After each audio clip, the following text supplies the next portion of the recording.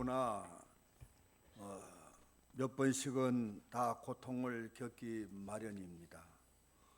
그리고 고통을 받는 사람은 왜 내게 이런 시련을 주시나 싶어서 이런저런 모습으로 낙심이 됩니다. 특히 어린 자녀가 아프면 부모의 마음은 이루다 말로 표현할 수가 없죠. 아버지보다 어머니의 마음이 더 괴롭고 더 고통스럽습니다. 이 자녀들에 관한 문제가 생기면 정말 부모로서는 고통스러운 일이죠. 오늘 본문을 보면 참 고통스러운 한 여인을 우리가 만나게 됩니다. 이 여인의 고통의 연유를 살펴보니까 어린 딸이 더러운 귀신에 들렸기 때문이었습니다.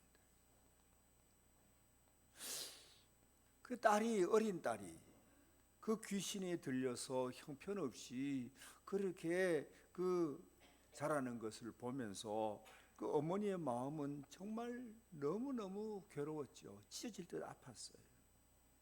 딸을 온전하게 하려고 여기저기 방도를 찾아보았지만 도무지 찾을 수가 없었습니다. 그래서 이 어머니는 너무 괴롭고 힘든 가운데 있었습니다. 그런데 여러분, 이 어머니를 가만히 생각해 보면 여러분, 이 어머니의 모습이 곧 우리의 모습입니다. 너무 자학적인 생각이 아니냐라고 생각할지 모르지만 한번 찬찬히 생각해 보세요. 묵상해 보세요. 이 여인의 모습이 우리의 모습이라는 생각이 드는 이유는 우리도 다 심각한 문제를 안고 있기 때문입니다.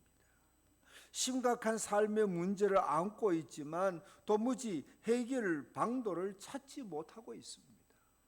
그렇다면은 이 여인의 모습과 우리의 모습이 뭐가 다른 것입니까? 이 여인도 해결할 수 없는 문제를 안고 괴로워하고 있어요. 방도를 찾지만 찾지 못하고 있어요. 우리도 그렇지 않습니까? 솔직히 얼마나 많은 문제가 우리를 답답하게 합니까? 우리를 괴롭히고 있습니까? 그럼에도 불구하고 우리는 방도가 없지 않습니까? 본문에 등장하는 이 여인은 곧 우리를 표상하고 있다, 그렇게 말할 수 있는 거지요. 그런데 참 감사하게도 오늘 본문의 패러그래프 마지막 결론을 보면 이 여인의 어린 딸은 고침을 받습니다. 답답하고 괴로운 우리의 삶에 문제가 있지만 우리도 고침받는 은혜가 우리에게 있게 될 줄로 믿습니다. 어떻게 해서 그처럼 힘들게 하던 문제가 해결되었는가? 그 과정을 살펴보니까 다음과 같은 과정이 있었습니다. 어머니는 딸로 인해서 한시도 수심이 떠날 날이 없었습니다. 늘 마음에 무거운 돌이 얹어진 것처럼 늘 무겁고 괴롭고 답답했습니다.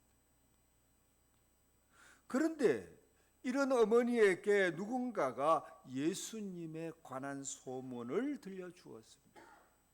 그래서 이 귀신 들린 어린 딸의 어머니는 그 이야기를 듣고는 깜짝 놀랐습니다. 귀가 번쩍 뜨였습니다. 예수님이 많은 병자를 고쳐주셨다는 것과 예수님이 12제자를 부르시고 둘씩 짝지어 세상에 보내시면서 더러운 귀신을 제어하는 권능을 주셨다는 것, 그리고 그 권능을 받은 제자들이 여기저기서 많은 귀신을 쫓아내며 병자를 고쳤다는 이야기, 이 이야기를 듣는 순간 여인에게는 희망이 솟았습니다. 너무나 복음이었습니다. 너무나 기쁜 소식이었습니다. 여러분, 복음이 뭡니까? 복음은 기쁜 소식이에요. 굿뉴스예요. 그래서 복음이 여러분 굿뉴스라 이 말이에요. 그 여인에게 예수님은 무엇입니까? 굿뉴스였어요. 여인에게 예수님에 관한 이야기는 복음이었어요. 희망이었어요. 그래서 여인은 예수님에 관한 소문을 듣고는 예수님을 찾았습니다. 본문 25절을 보니까 곧 와서 그 발 아래 엎드리니. 그러니까 여러분 예수님에 관한 이야기를 듣고 이 소식이야말로 이 여인에게는 기쁜 소식이 되었어요. 소망을 갖게 되는 소식이었어요. 그래서 이 여인은 결단을 했습니다. 25절에 보니까 곧 와서, 여러분 곧 왔다는 것은 뭐예요? 지체하지 아니하고 즉각적으로 꿈을 대지 아니하고 주님을 찾았다는 것이지요. 그리고 그 발 아래 엎드렸다고 기록하고 있습니다. 다시 한번 말씀드리지만 사랑하는 우리 믿음의 가족 여러분, 여인에게 예수님에 관한 소문은 어떤 소문입니까? 복음이었습니다. 기쁜 소식, 정말 굿 뉴스였습니다. 딸을 고칠 방도를 도무지 찾지 못하고 있었는데 예수님으로 인하여 희망을 갖게 되었던 거지요. 여인은 예수님을 만나야겠다고 생각했고 만나기만 하면 틀림없이 고침을 받을 수 있다는 믿음을 갖게 되었던 것입니다. 사랑하는 우리 믿음의 가족 여러분, 예수님께서 우리에게 오신 것은 참 기쁨의 좋은 소식입니다. 천사들이 들에 있는 목자들에게 예수님의 탄생 소식을 알려줄 때에 뭐라고 했습니까? 누가복음 2장 10절에 보니까 이제 이렇게 말했습니다. 내가 너희에게 기쁨의 좋은 소식을 전하노라. 너희를 구원할 구주가 나셨다. 여러분, 이 땅에 사는 모든 인생은 구원이 필요한 존재들입니다. 이 땅에 사는 모든 인생은 구원이 필요합니다. 영적으로 구원이 필요합니다. 육적으로 구원이 필요합니다. 정신적으로, 물질적으로 구원이 필요한 존재들입니다. 이런 우리를 위해서 주님이 오셨다는 것입니다. 이런 일들을 위하여, 이런 구원의 일들을 위하여 주님이 우리를 찾아오셨다는 것입니다. 그러니까 여러분, 우리 주님은 우리에게 복음이 되는 줄 믿으시기를 바랍니다. 예수님이 복음이에요. 기쁜 소식이에요. 예수님의 탄생, 예수님이 게네사렛에 오셨다는 것이 여러분 복음이에요. 굿뉴스예요. 여러분, 그러니 우리는 이런 주님을 어떻게 맞이해야 합니까? 우리는 갈급한 모습으로 주님을 찾고 그리고 주님을 경험하고 또 구원을 바라는 많은 이들에게 우리가 찾고 경험한 주님을 전하는 우리 모두가 되어야 할 줄로 믿습니다. 그러니까 여러분, 이 시대에 많은 사람들이 영적으로, 육적으로, 정신적으로, 물적으로 구원을 바라고 있는데 구원을 바라는 이 많은 사람들에게 우리는 주님의 소문을 들려주어야 돼요. 주님의 소문을 들려줘야 돼요. 주님을 전파해야 돼요. 그러면 듣는 이들에게 믿음이 생기는 것이죠. 그러면 그들이 주님을 찾게 되는 것 아니겠습니까? 들려주는 게 중요합니다. 로마서 10장 14절의 말씀을 보면 듣지 못한 이가 어찌 믿으리요? 전파하는 자가 없으면 어찌 들으리요? 그렇게 말하고 있지 않습니까? 듣지 못한 이가 어찌 믿겠느냐? 믿게 하려면 들려줘야 되는 거죠. 전파하는 자가 없으면 어찌 듣겠느냐? 그러니까 전파해서 듣게 해라. 들으면 믿게 된다는 것입니다. 그래서 17절 로마서 10장 17절을 보면은 믿음은 들음에서 난다. 그렇게 강조하고 있지 않습니까? 사랑하는 우리 믿음의 가족 여러분, 삶의 문제로 고통받는 모든 이들에게 예수님 때나 지금이나 주 예수 그리스도는 복음이 되는 것을 믿으시기를 바랍니다. 굿뉴스가 되는 것입니다. 삶의 문제를 해결받을 수 있도록 주님을 증거하는 것이 무엇보다 중요하다는 것이죠. 증거하면 믿음이 생기고 또 또 주님 앞으로 나오게 되는 결단이 있게 된다라는 것을 잊지 않는 우리 모두가 되시기를 바랍니다. 그러니까 곧 와서 그 발 앞에 엎드리니, 그리고 말씀드렸듯이 이 소문을, 예수님에 관한 소문을 들은 여인은 꿈을 거리지 않았어요. 곧 와서, 즉시 왔다는 거죠. 즉시 곧 와서 주님을 배웠다는 것입니다. 그만큼 여인에게 예수님에 관한 이야기는 반가운 소식이었고 믿음을 갖게 해 주었다는 것이죠. 사랑하는 우리 교우 여러분, 우리는 예수님에 관한 소문을 누구보다 먼저 들었습니다. 이미 우리는 예수님에 관한 소문을 들은 자들이에요. 그러므로 여러분, 우리는 소문을 들었다면 이 본문의 여인처럼 답답하고 절박한 삶의 문제를 안고 여러분 주님 앞에 주저하지 말고 꿈을 거리지 말고 나와야 되는 것입니다. 곧 와서 엎드렸던 여인처럼 즉시 주님을 찾고 간절한 모습으로 메어 달리는 그 결단, 그 모습이 우리에게 있어야 하는 것입니다. 사랑하는 우리 믿음의 가족 여러분, 우리의 모습은 어때요? 여러분 한번 잠깐만 생각해 보세요. 나는 절박한 문제가 없나? 나는 내 힘으로 풀지 못하는 답답한 삶의 문제가 없나? 한번 살펴보세요. 저도 있어요. 여러분이라고 없겠어요? 다 있잖아요. 그렇다면 우리는 주님을 생각하고 주님을 찾아야 돼요. 주님 앞에 나와 엎드려야 돼요.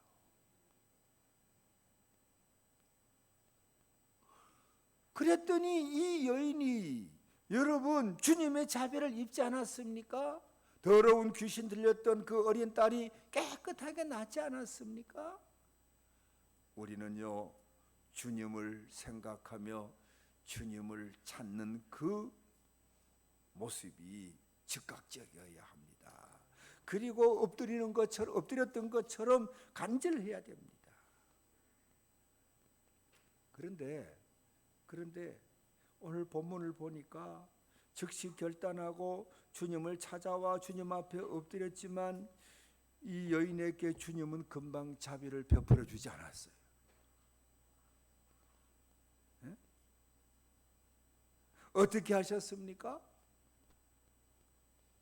주님은 그 여인을 짐짓 내치시며 그 여인을 시험하셨어요. 예수님께서 그 여인을 짐짓 내치시고 시험한 것은 이 여인이 정말 믿음이 있나, 정말 간절한가, 그것을 보시기 위해서 그랬던 것이죠. 사랑하는 우리 믿음의 가족 여러분, 우리 다 절박한 문제가 있잖아요. 여러분 그 절박함을 주님 앞에 보여주어야 돼요. 다시 말하면 귀신 들린 아이의 엄마처럼 주님을 찾고 주님 앞에 엎드려야 돼요.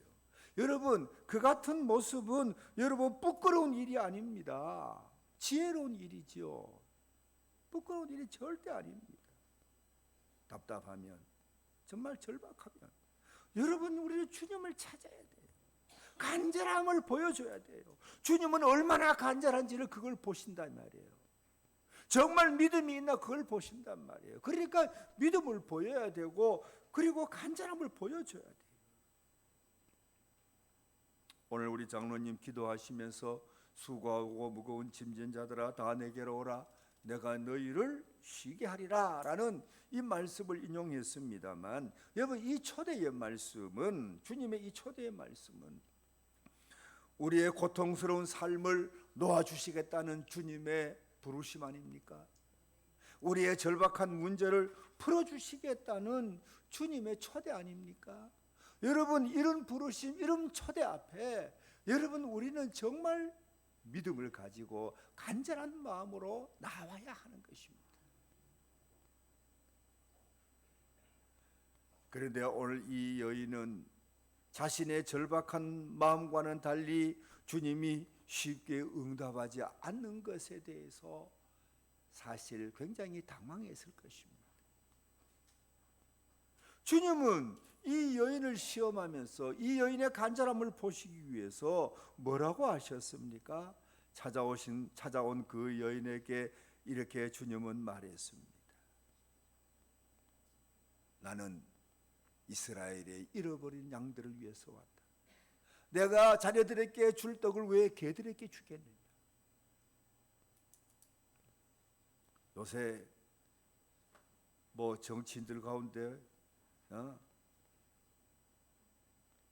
뭐 양두구육이니 뭐니 하면서 뭐 개고기가 많이 비유가 되고 있습니다만은,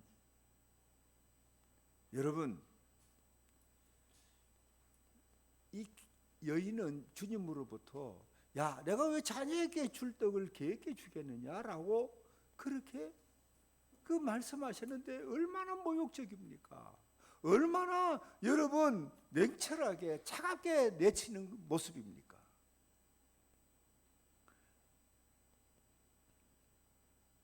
그런데 여러분, 주님께서 그렇게 하신 것은 거절하기 위한 게 아니었어요. 내치기 위한 것이 아니었어요. 주님의 테스트였던 것입니다. 얼마나 이 사람이 정말 믿음 가지고 간절하게 나를 찾아왔나. 진짜 믿음이 있나? 진짜 간절한가? 그걸 보시기 위해서였는데, 여러분, 이 여인은 그 주님의 테스트를 통과했어요. 여인이 뭐라고 말합니까? 맞습니다. 그 말이 옳습니다. 그러나 아이들이 먹다가 상 위에서 떨어지는 그것은 개들도 먹지 않습니까? 저는 상 위에 오르는 은혜가 아니라 상 아래 떨어지는 은혜의 부스러기라도 조사오니 그 부스러기 같은 은혜라도 내려달라고. 그러면서 그의 간절함을 호소했습니다. 그랬더니 주님은 더 이상 말씀하지 아니하고 그 여인의 귀신 들린 어린 딸을 깨끗이 고쳐주셨습니다. 믿음을 확인하셨던 것이지요. 간절함을 보셨던 것이지요.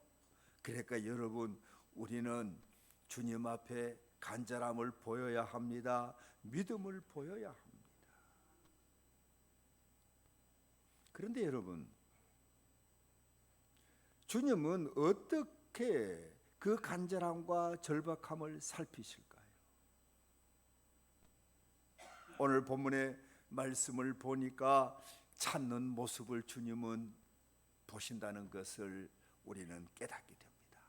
여러분, 주님은 여러분, 우리가 정말 간절하면 찾아가는 것이 여러분 느긋하지 않습니다. 뒷짐지고 팔자걸음 걸으면서 여러분 휘적휘적 그렇게 걸어가는 게 아니에요. 여러분 정말 간절하고 다급하면 어때요? 네? 허리춤이 풀어진 줄도 모르고 여러분 서둘러 여러분 그렇게 막 달려가는 것 아니에요? 찾아가는 모습을 보면 여러분 우리는 그의 절박함이 어떠한지, 그가 어떤 모습으로 찾는지를 우리가 알 수가 있어요. 제가 어릴 때, 지금도 정말 그 사람들 보면 생각하면 참 안타까운데, 한 1시나 2시쯤 됐을 거예요. 누군가가 막 우리 그 아버님을 찾는 거예요. 대문에 와서 주실러란 저희 아버님이 주실 영양 주실에서 우리 어머님 한양 조시거든요. 주실 마을에서 시집 와서 주실 때 주실러란 주실을 막 부르는 거예요. 그래서 제가 어릴 때는 자면은 들고 가도 모를 때인데 얼마나 간절하게 또 막 찾는지 저도 잠이 깼는데, 이 찾아온 분들이 이제 한 40대 한 중반쯤 됐을까? 아버님보다 몇 살 어린 분들인데 막 찾아와서 한 10살쯤 어린 분들 찾아와서 그래요. 돈 좀 빌려달라고. 아니 밤 1시 2시 돼가지고 돈 빌려달라는 거예요. 뭐 하다 왔을까요? 경험이 없는 여러분들은 노름하다 온 거예요. 노름하다가 보니까 돈을 빼앗기고 열불은 나고 어딘가 돈을 빌려서 이 판을 계속 해야 되겠는데 네 집에 돈이 있을까? 가만히 생각해 보니까 우리 집에 돈이 있을 것 같았던 것 같아요. 그리고 우리 집에 와서 그 밤늦게 와서 빌려달라는 거예요. 하필 있었어요. 근데 아버님이 안 빌려주시더라고요. 아니야, 이 사람아, 그만해. 막 했는데 얼마나 간절하게 하는지 마음이 약한 우리 아버님이 꺼내주시더라고요. 여러분, 그 절박함, 간절함은 찾아오는 모습에서 알 수 있어요. 오늘 이 본문의 이 여인은 곧 와서, 다른 성경을 보면은 즉시 와서. 여러분, 이 찾아오는 모습에서 이미 여인의 절박함이, 간절함이 보이지 않습니까? 누가복음 18장에 보면은 여러분 어떤 억울한 일을 당한 과부가 재판장을 찾아가는 모습이 나옵니다. 그 재판장은 아주 불의한 재판장이에요. 뇌물만 주면 있는 죄도 없다고 해주는 그런 재판장이에요. 그 재판장에게 이 과부는 너무 억울하다고 날마다 찾아갔어요. 나중에 이 재판장이 두 손 들지요. 내가 하나님도 무섭지 않고 사람도 무섭지 않는데 내가 저렇게 찾아오는 여인에게 내가 질렸다. 그러면서 그 여인의 억울함을 풀어주는 그 이야기가 나옵니다. 예수님은 아마 이런 이야기가 실제 그 당시 유대에 있었던가 봐요. 예수님은 그 사건을 예로 들면서 너희가 하나님께 나아가고 하나님을 찾을 때도 이 과부처럼 찾아가고 이 과부처럼 부르짖어야 된다. 그렇게 교훈하지 않았습니까? 찾아가는 모습이 여러분 간절해야 돼요. 여러분 주님을 찾는 모습을 주님 보시는 줄 믿으시기를 바랍니다. 예?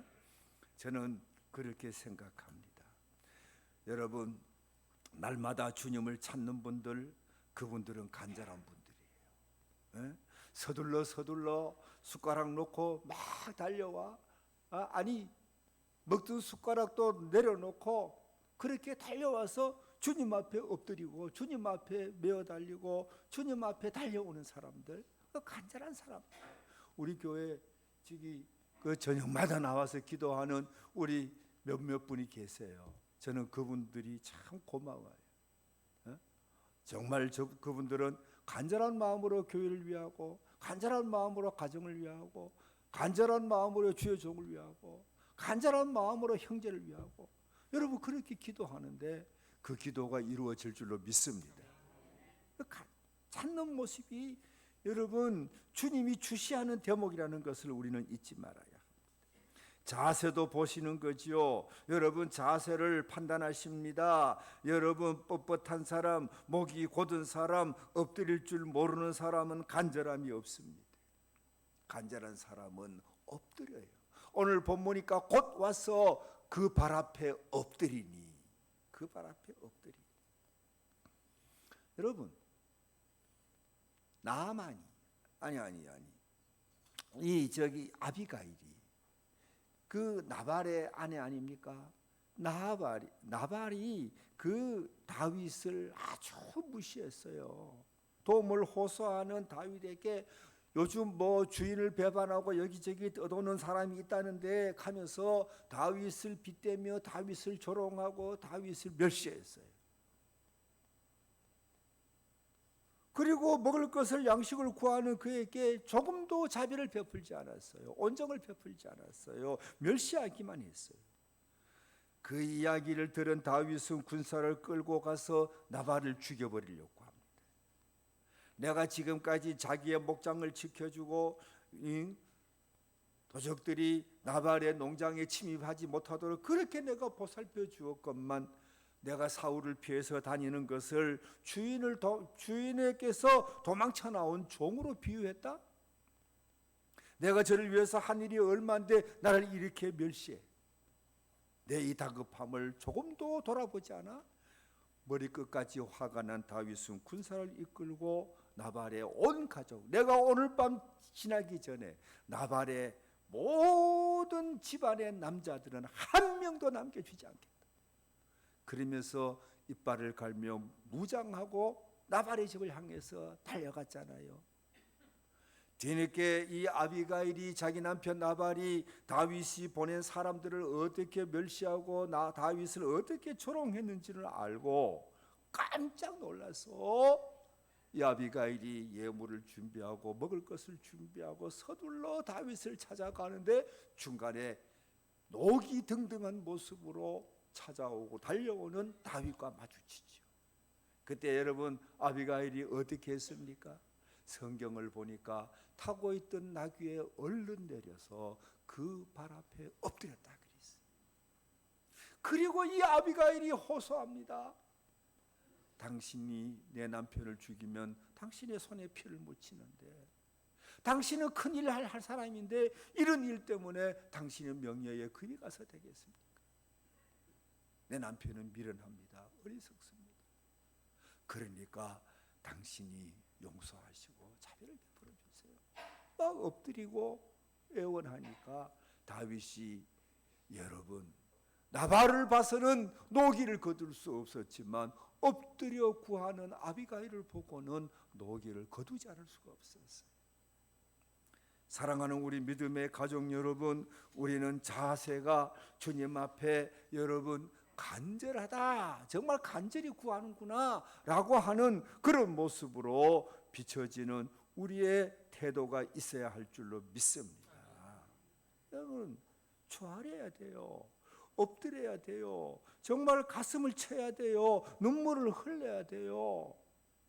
정말 감사하는 마음으로, 애원하는 마음으로 찬송해야 돼요. 우리 주님은 그것을 살피시는 줄 믿으시기를 바랍니다. 이 여인의 그 태도, 그 발 앞에 엎드리니 주님은 그걸 보셨잖아요. 사모하는 모습을 주님은 살피십니다. 중심을 보시고 사모하는 모습을 살피십니다. 자녀에게 줄 떡을 개에게 준다는 것이 말이 되느냐? 이방인에게는 자비를 베풀지 않겠다라고 하셨을 때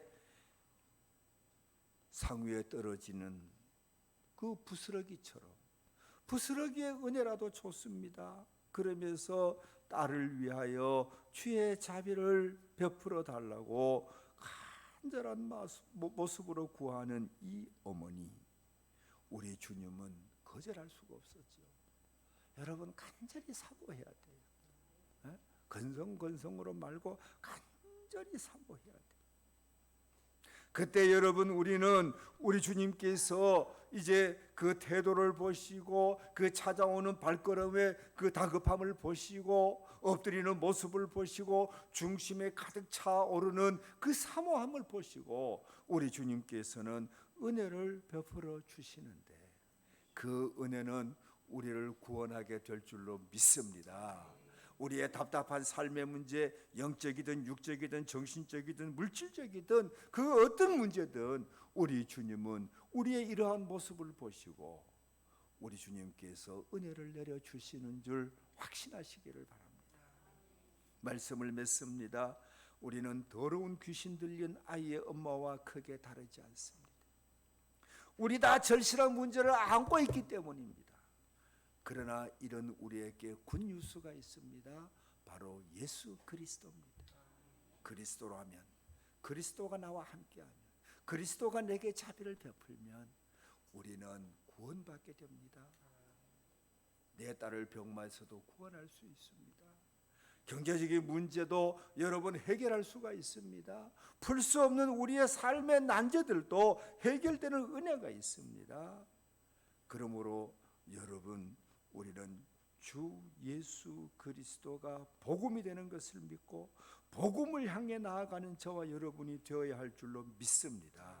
뿐만 아니라 이 복음을 우리가 먼저 듣고 우리가 믿는 것에 그치지 말고 복음 듣기를 원하는 세상의 많은 사람들에게, 굿뉴스를 듣기를 원하는 많은 사람들에게, 희망의 소식을 듣기를 원하는 많은 사람들에게 주 예수 그리스도를 전하는 저와 여러분이 되어야 합니다. 그러면 그들도 주의 큰 자비를 입을 수가 있습니다.